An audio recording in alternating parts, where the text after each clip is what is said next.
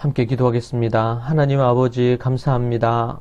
하나님만 더욱더 사랑하고 마음과 뜻과 힘을 다해서 하나님 사랑하기 원합니다. 주님께 영광 돌리기 원합니다. 주께서 역사해 주시고 인도해 주옵소서. 오늘 말씀을 통하여 또 하루의 삶을 살고 매일매일 주님이 기뻐하는 삶을 삶으로 주께 영광 올려드리기를 원합니다. 아버지 하나님 역사하여 주시옵소서. 예수님 이름으로 기도합니다. 아멘. 오늘 우리가 함께 볼 말씀은 누가복음 13장 10절, 사도행전 14장 43절, 누가복음 7장 1절에서 5절, 그리고 에베소서 2장 19절에서 22절의 말씀을 살피겠습니다. 먼저 누가복음 13장 10절을 봅니다. 예수께서 안식일에 한 회당에서 가르치실 때에, 사도행전 13장 43절입니다. 회당의 모임이 끝난 후에 유대인과 유대교에 입교한 경건한 사람들이 많이 바울과 바나바를 따르니 두 사도가 더불어 말하고 항상 하나님의 은혜 가운데 있으라 권하니라. 누가복음 7장 1절에서 5절입니다. 예수께서 모든 말씀을 백성에게 들려주시기를 마치신 후에 가버나움으로 들어가시니라. 어떤 백부장의 사랑하는 종이 병들어 죽게 되었더니 예수의 소문을 듣고 유대인의 장로 몇 사람을 예수께 보내어 오셔서 그 종을 구해 주시기를 청한지라. 이에 그들이 예수께 나와 간절히 구하여 이르되 이 일을 하시는 것이 이 사람에게는 합당하니이다. 그가 우리 민족을 사랑하고 또한 우리를 위하여 회당을 지었나이다 하니. 에베소서 2장 19절에서 22절입니다. 그러므로 이제부터 너희는 외인도 아니요 나그네도 아니요 오직 성도들과 동일한 시민이요 하나님의 권속이라. 너희는 사도들과 선지자들의 터 위에 세우심을 입은 자라. 그리스도 예수께서 친히 모퉁이 돌이 되셨느니라. 그의 안에서 건물마다 서로 연결하여 주 안에서 성전이 되어가고 너희도 성령 안에서 하나님이 거하실 처소가 되기 위하여 그리스도 예수 안에서 함께 지어져 가느니라. 아멘. 히브리인들은 돈을 어디에 사용할까라는 제목으로 함께 말씀 나누겠습니다. 정말 히브리인들은 성경적인 이런 가치를 따라 살아가려고 하는 히브리인들은 돈을 어디에 가장 많이 사용할까요? 성경의 문화를 바탕으로 한 히브리인들의 재정 사용 원칙을 오늘 살펴보려고 합니다. 그것은 우리에게 그리스도인들에게도 매우 유익함을 줍니다. 이에 대해서 현용수 박사는 그의 책 자녀들아 돈은 이렇게 벌고 이렇게 쓰라는 부분에서 8가지를 제시하는데 매우 우리에게 그리스도인들에게 유익을 줍니다. 첫 번째, 자녀 교육에 가장 많이 사용을 하라. 교육에 있어서 우리는 교육이라 그러면 아이들 사교육, 국어, 영어, 수학 시키는 걸로만 생각합니다. 아닙니다. 제 책에서도 언급했던 것처럼 교육은 교과 학습이 아닙니다. 교육은 정말 하나님을 알고 하나님을 경외하는 자로 만드는 것입니다. 그리고 하나님이 기뻐하시는 삶을 살게 하는 것입니다. 성경을 공부하는 일에 그리고 하나님의 말씀을 삶에 실천하는 것을 하여서 여호와를 경외하는 자로 만드는 것입니다. 여기에 돈을 써야 되는 것입니다. 두 번째, 하나님께 헌금을 드려라. 그렇게 말하고 있습니다. 하나님께 헌금을 드려라. 오늘 말씀에서도 보면 예수님께서 어디에서 가르치셨다고 되어 있냐면 누가복음 13장 10 예수께서 안식일에 전 한 회당에 가르치실 때에 회당에서 예수님이 안식일마다 가르치셨습니다. 사도행전 13장 43절에도 보면 회당의 모임이 끝난 후에 이렇게 나오죠. 유대인과 유대교에 입교한 경건한 사람들이, 유대인이 있고 유대교에 입교한 경건한 사람들이 있습니다. 많이 바울과 바나바를 따랐어요. 회당 모임에서. 두 사도가 더불어 말하고 항상 하나님의 은혜 가운데 있으라 권했다고 얘기합니다. 회당에 들어가서 회당에서 하나님의 말씀을 전했습니다. 바울과 바나바가. 그러니까 유대인과 유대교에 입교한 경건한 사람들이 이 바울과 바나바를 많이 따른 것입니다. 바울과 바나바가 뭘 전했습니까?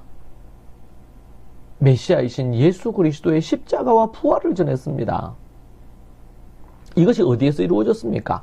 회당에서 이루어졌습니다. 누가복음 7장에서도 보니까 나옵니다. 어떤 백부장이 사랑하는 종이 있는데 병들어 죽게 됐어요.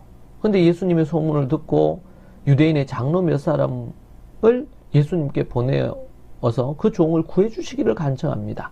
얼마나 이 백부장, 로마 백부장이 이 유대인 장로들과 아주 이렇게 친밀했던 것을 보죠. 그 이유를 알 수 있습니다. 4절에 이에 그들이 예수께 나와 간절히 구하여 이르되 이 일을 하시는 것이 이 사람에게 합당하니이다. 지금 유대인 장로들이 백부장을 위해서, 로마의 백부장 이방인을 위해서 예수님께 간청을 하는 겁니다. 그런데 이 지금 유대인의 장로들, 유대교 장로들은 예수님을 알았던 것 같아요. 예수님과 특별한 관계가 있었던 것 같습니다. 그러다 보니까 그 예수님께 요청을 했습니다. 이에 그들이 예수께 나와 간절히 구하여 이르되 이 일을 하시는 것이 이 사람에게 합당합니다. 왜? 5절에 보니까 그가 우리 민족을 사랑하고 유대 민족을 사랑했어요. 또한 우리를 위해 회당을 지었다고 말하는 거예요. 이 백부장이 돈을 벌었잖아요. 돈을 가지고 그 돈으로 뭘 만들었어요? 회당을 지었어요. 여러분, 지금도 이 회당을 짓는 데는 막대한 돈이 듭니다. 그들의 회당이 그냥 하나 덩그러니 이 창고처럼 공장 짓듯이 그렇게 지을 수 있는 게 아니거든요. 회당이라는 것이. 지금도 우리가 교회를 짓는다 그러면 돈이 많이 들지 않습니까? 그런데 이 백부장이 그렇게 회당을 지어준 겁니다. 여러분, 이것을 통해서 우리가 뭘 알 수 있죠? 이 백부장이, 그리고 특별히 지금 성경 세 군데에서 회당에 예수님이 들어가고 회당에서 바울과 바나바가 가르치고 회당을 지은 것으로 인해 우리 민족을 사랑한 것으로 인해 예수님이 그들에게 그렇게 하시는 것이 마땅하다. 그렇게 얘기하는 장면을 볼 수가 있습니다. 예수께서. 그래서 이 백부장의 종을 고쳐주러 예수님이 가시는 대목이 나옵니다. 하나님께 헌금을 한 것입니다. 하나님이 원하시는 부분에 헌금을 한 것입니다. 어디에? 회당, 지금은 교회를 하나님 앞에 세우는 일에 했습니다. 그 교회를, 회당을 통해서 많은 유대인들이 거기에서 하나님의 말씀을 듣고 성경을 공부하고 기도하는 일에 힘을 쓰고 그들은 모두 다 이 회당을 중심으로 생활했거든요. 그 일에 이방인인 백부장이 헌금을 한 거예요. 지금으로 얘기한다면 수억을 들여서 회당을 지어준 것입니다. 그러니 유대인들이, 장로들이 너무 감동을 받고 이 백부장이 자기의 종을 너무 안타까워하는 거죠. 병들어 죽어가고 있으니까. 대신해서 예수님께 요청을 하는 것입니다. 와, 정말 너무 놀라운 일이지요. 너무 대단한 일입니다. 이방인, 로마 백부장이지만 그는 정말 하나님 앞에 이방인이지만 구원받은 하나님의 백성입니다. 돈을 어디에 써야 되느냐? 우리가 돈을 왜 법니까? 첫 번째가 자녀 교육, 자녀를 위해서 하나님 앞에 믿음으로 키우기 위해서 돈을 쓴다면 하나님께 헌금을 두 번째는 드려야 돼요. 세 번째는 이스라엘 국가를 위해 기부금을 내는 것입니다. 자신의 그 공동체, 일단은 그들에게 회당이겠죠. 더 나아가서는 이스라엘 국가에 기부금을 내는 것입니다. 기부금을 내라. 네 번째는 불우한 이웃을 돕는 구제 헌금을 내는 것입니다. 구제하는 것은 하나님의 명하신 너무나 중요한, 기도만큼 중요한, 성경을 보는 것만큼 중요한 것이 뭡니까? 구제하는 것입니다. 다섯 번째, 여호와의 절기를 지키는데 돈을 사용합니다. 절기 때가 되면 그때에 그들은 돈을 씁니다. 어떻게 보면 그들이 열심히 돈을 버는 이유는 절기 때에 정말 가족과 함께 하나님의 절기를 지키고 주의 뜻을 행하기 위해서, 또 그때가 휴가기도 합니다. 그러면서 함께 하나님 앞에 나아가고 하나님께 영광 돌리고 하나님과 함께 가족이 함께 예배하고 이러는 부분에 돈을 쓰는 것입니다. 절기를 위해서 돈을 쓴다. 지키기 위해서. 여섯 번째, 가족의 휴가를 위해 돈을 쓰는 것입니다. 앞에 5번과 연관되어서 휴가 때 가족들이 함께 즐거운 시간을 보내기 위해서 돈을 씁니다. 우리는 돈을 그냥 모으기만 할 수도 있습니다. 왜 모읍니까? 필요한 대로 하나님을 위해 쓰고 가족을 위해 쓰고 불우한 이웃을 돕기 위한 거 아니겠습니까? 일곱 번째, 유대인 공동체 사업에 기부하는 것입니다. 유대인 커뮤니티에, 그들의 사업에 투자해서 그들의 공동체의 이 사업이 잘 되도록 하는 것입니다. 마지막 여덟 번째로 세계 인류의 평화를 위해서 돈을 기부합니다. 그래서 유대인들이 전 세계에 흩어져 있지만 자기들이 사는 그 나라의 평화를 위해서 그들은 막대한 자금을 기부하는 그런 것들을 보여줍니다.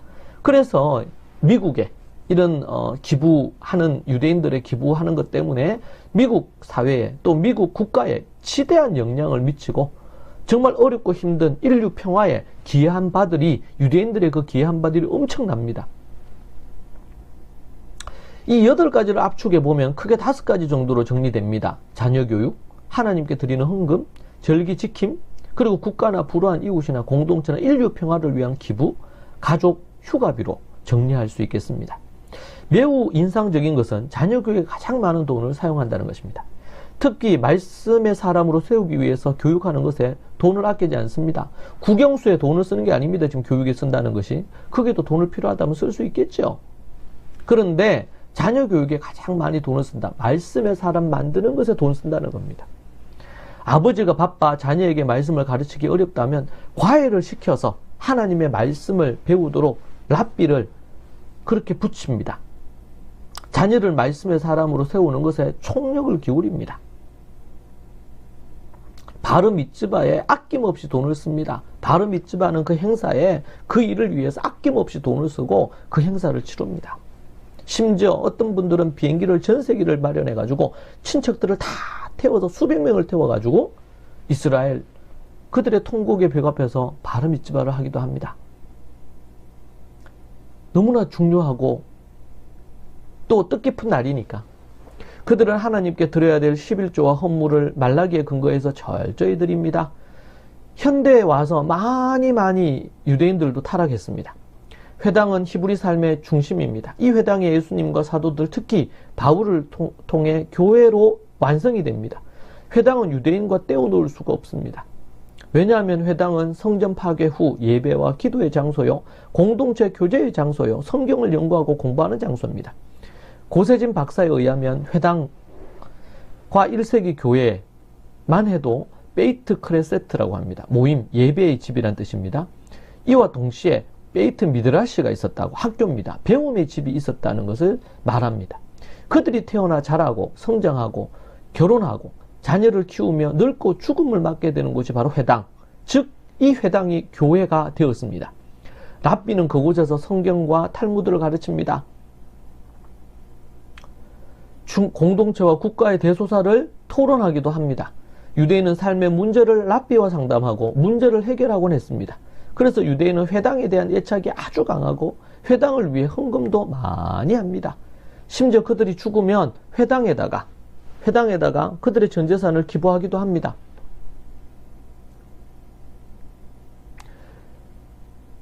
회당이 안정적이고 오랫동안 영향력을 갖게 만들게 된 배경이 바로 이러한 부분의 기부 때문에 그렇습니다. 그렇게 되니까 유대인들은 회당을 만들어서 자자손손이 하나님의 말씀이 계속 전수되도록, 성경적인 세계관이 개성되도록 크레세트와 미드라시 기능을 견고하게 했던 것입니다. 그들은 함께 대학도 설립을 했습니다. 고세진 박사는 교회가 이 베이트 미드라시를 잃어버렸다고 한탄을 합니다. 1세기 교회에는 이 두 가지, 베이트 크레세트, 예배와 베이트 미드라시, 이 학교가 함께 있었는데 시간이 지나고 로마로 기독교가 넘어가면서 예배가 사제들에 의해서 형식화되고 그리고는 학교가 없어져 버렸어요. 성경을 읽고 성경을 연구하고 가르치는 일이 모든 성도들의 사명이었는데, 너희는 가서 모든 민족으로 제자를 삼아라. 이것도 바로 뭐예요? 모든 성도들에게 명령한 거지 사도들에게 명령한 게 아니거든요. 지금으로는 목사나 신학자들에게 명령한 게 아니란 말입니다. 모든 그리스도인들에게 명령한 거예요. 그런데 이걸 착각하는 겁니다. 왜 그렇습니까? 오랫동안 역사 속에 이런 문화가 흘러왔어요. 베이트 크레세트만 있었지 미드라시가 없어, 학교라는 개념이 없었어요. 고세진 박사가 고고학자입니다. 세계적인 유명한 고고학자인데 베이트 미드라시가 사라진 것을 증언하고 1세기 교회에는 있었단 말이에요. 1세기 당시에는.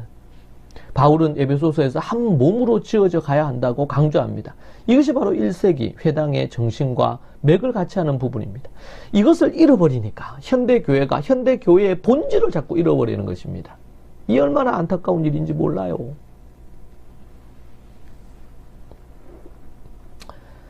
하나님 앞에서 정말 우리가 하나님이 원하시는 부분 따라 돈을 사용하기를 원합니다. 우리는 이 히브리인들의 이 문화 속에, 성경적인 문화 속에 녹아져 있는 돈 사용법을 우리가 알므로 우리가 올바른 돈 사용으로 하나님이 기뻐하시는, 돈을 벌기만 하면 안 됩니다.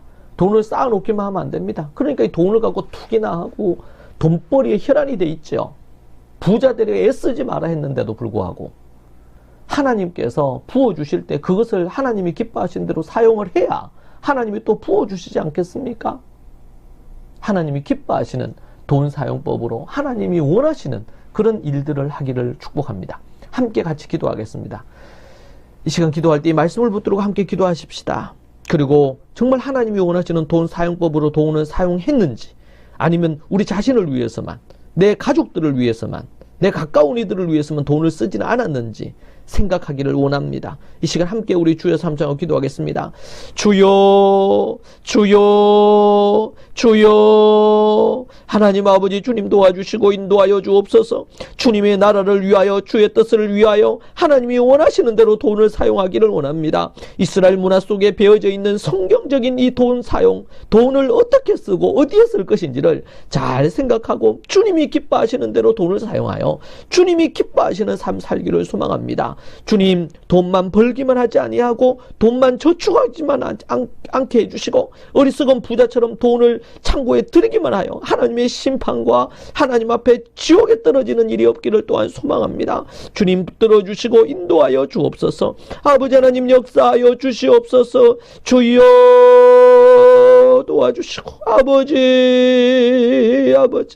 주여 하나님 아버지 주님 붙드시옵소서. 역사하여 주시옵소서.